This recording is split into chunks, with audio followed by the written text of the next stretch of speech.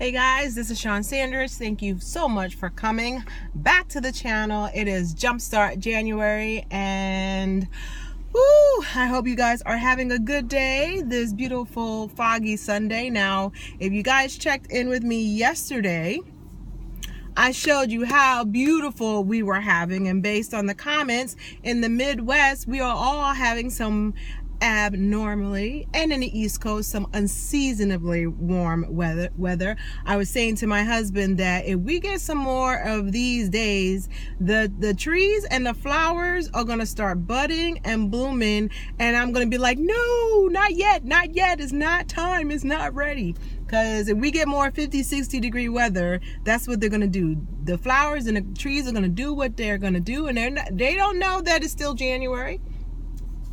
They're just going to do what nature tells them to do. So, yeah, your girl's tired. We had a program this after service it was a welcoming thing. The church is doing something new, and we're going to do some classes directly after church. And today was like the welcoming thing. But let me tell you what happened to me.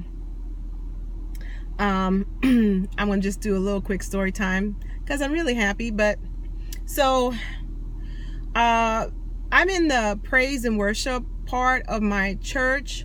I have a couple of hats. I am in charge of the cafe, but I also do praise and worship, and that's fairly new for me because I normally have done choir pretty much my whole life. And last Easter, I would say, yeah, Easter, Good Friday and Easter, I was asked to be part of the praise and worship just for that program. And so I was a little nervous because I've never done praise and worship, and in our church, praise and worship is a lot different than what I grew up in. I grew up in a Baptist church, and we didn't have a separate portion. We had a choir, and there was the leader who led all the songs. But we don't have a choir anymore at the church that I'm at now. But praise and worship has always been part of the service. When we did have a choir, we were more like an addition, and we would only sing on certain Sundays. But in my past, choir is a lot different than praise and worship, meaning that choir, you practice, you meet every week, you practice, and then based on the choir director, if you're ready to put that song out for prime time, you do. In praise and worship, at my church, we're given the songs. So like here it is Sunday. So I'm given the new set of songs that's supposed to be sung for Sunday. They normally come out like Wednesday, Tuesday or Wednesday, at least that's ideal. And then we have the lyrics, and we'll get the YouTube version of the song, and if it isn't that, then we'll get like the MP3 with the background vocals. So I have to practice that on my own, not knowing what my other people are singing or what their parts are singing. And then we come to church. Service for us is at 10 o'clock, and the praise and worship comes in at 9 with the band. That is the first time that we will practice a song. So we only get like 45 minutes. We're supposed to be done by 9:45, and then the 15 minutes before church is altar call, so people go for prayer. So we're supposed to be done by that time.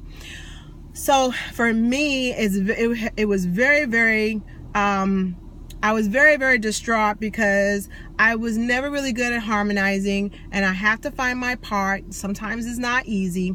And at the time, our pastor's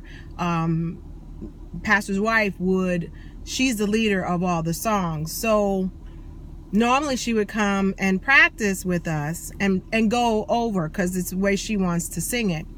But the last, I would say 6 months or now, she stopped coming to practice because she said it's just a lot to lead praise and worship. And then both my pastor, they do the actual message. So my Pastor Larry will do the first portion, and then Pastor Victoria will finish up and do the second portion of the message. So she just said it's a lot, and she delegated to me that I would warm up the band and do all the songs to rehearse, which is fine. I've been learning to do that, and I was really nervous in the beginning, but I've been getting my confidence, and the band is really gracious. They're true professionals. I mean, they're musicians by trade, by profession. So me not knowing what I'm doing, it really is not a big deal for them, but still I'm growing into the spot. Okay, so here we go today. So our church sings a lot of Christian contemporary songs, that genre of music. And again, I grew up in a Baptist church, so I'm used to, Mississippi Mass Choir, all that kind of stuff. So I grew up in that background. But our church sings a lot of Christian contemporary, a lot of Hillsong, which is good because there's a format to follow, not too much. But every now and then, my pastor will like to throw in a song. So if you're curious, so once you know, if you already know the song, you'll get it. But we were told we were going to do a new song, and I had to rehearse it, and we were going to debut it this Sunday. And the song is called Chasing Me Down by Israel Houghton, but if you YouTube it, it's Israel and New Breed featuring Ty Tribbett, Tribbett. Anyway, it's a beautiful song. It's a great song. It's definitely a choir song. It's a fast-paced song, and there's a lot of transitions. It is not a hard song, but you really got to know the song because it's fast-paced and there's a lot going on. Anyway, YouTube it.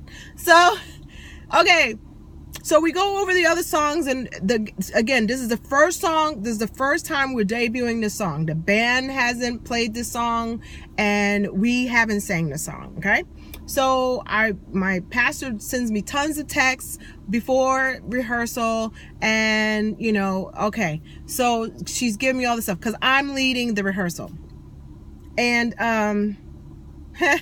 so as I get there, our pianist, who's really keeps us on task, his car broke down, and he's on the highway waiting for the tow truck. Okay, everybody else is there, and again, our pastor's supposed to come, and she says she's going to rehearse the song. She never shows up. We go over the songs. I go over the new song last, and it's like 9:37, and she's not here. And I'm thinking, okay, all right, well, let's go over it again, and maybe she'll have us do it, have us do the song. Now, meanwhile, I didn't know that our pianist wasn't. Oh yeah, I did know. I know evidently there was supposed to be a backup guy, and then he canceled at the last minute, so we didn't have any pianist.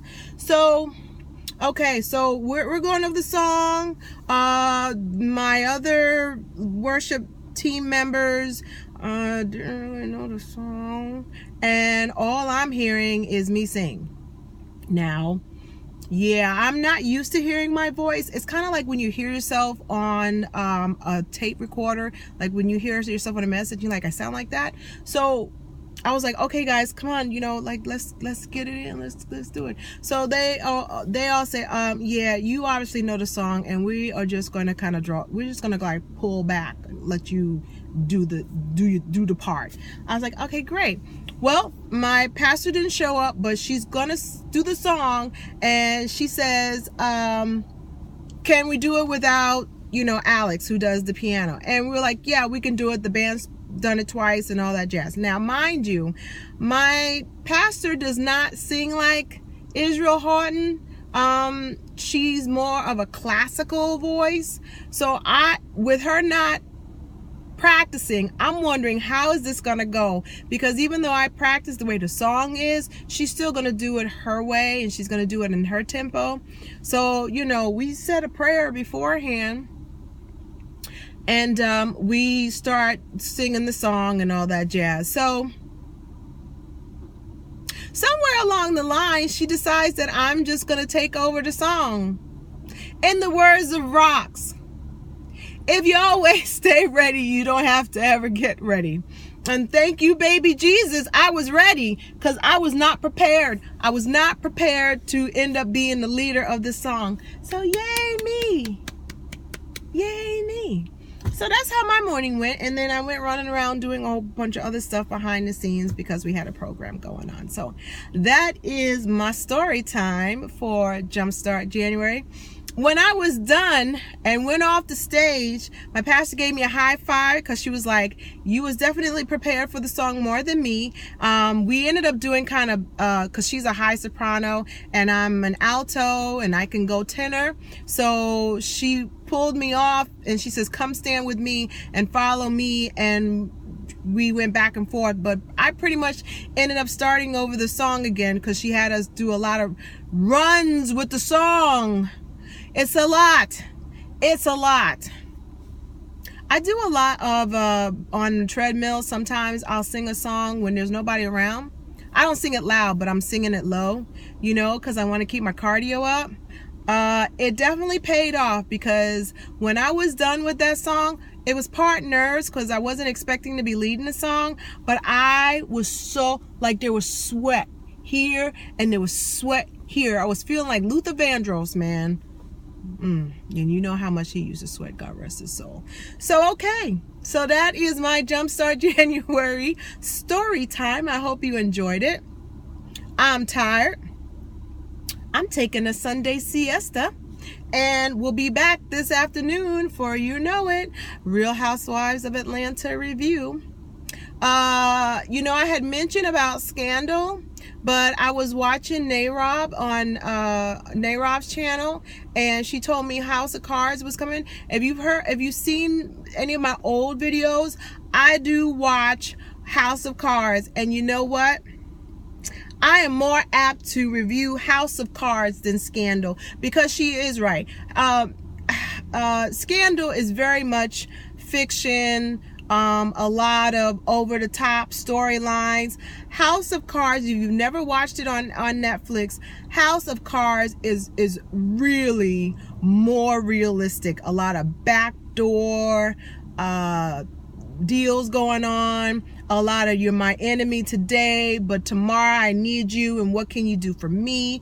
There is some sex, and it's far more real than what you see on Scandal, and I am more apt to review House of Cards. So leave it in the comments below if you want me to review House of Cards, or if you've never ever watched House of Cards and you want me to review it. Let me know in the comments. I think I'm gonna binge watch the last season of House of Cards because it has Kevin Spacey, who is the president.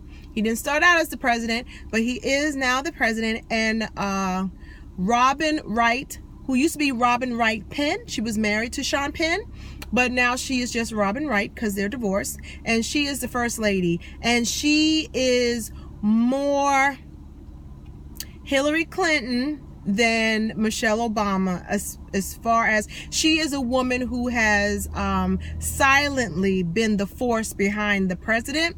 So, you know, it's very Hillary Clinton-esque. Yes, she has her own agenda, and their marriage is very complicated. So leave it in the comments below because that is something I would not mind doing. And the thing about it is that I have a little bit more, I don't know how often it's going to be on, but I'm thinking I'm just going to sit back and watch Scandal and let everybody else that does Scandal, because there are a lot of reviewers for Scandal. And I really wasn't sure if I was going to do it anyway, but I would definitely do House of Cards if people want me to review House of Cards. So, and I don't think anybody that I watch reviews House of Cards. So I would love to do that, be something different, and which is one of the reasons why I'm doing The Apprentice. So let me know in the comments. Take care of yourself and each other. I will be back for Real Housewives of Atlanta. Talk to you later. Bye.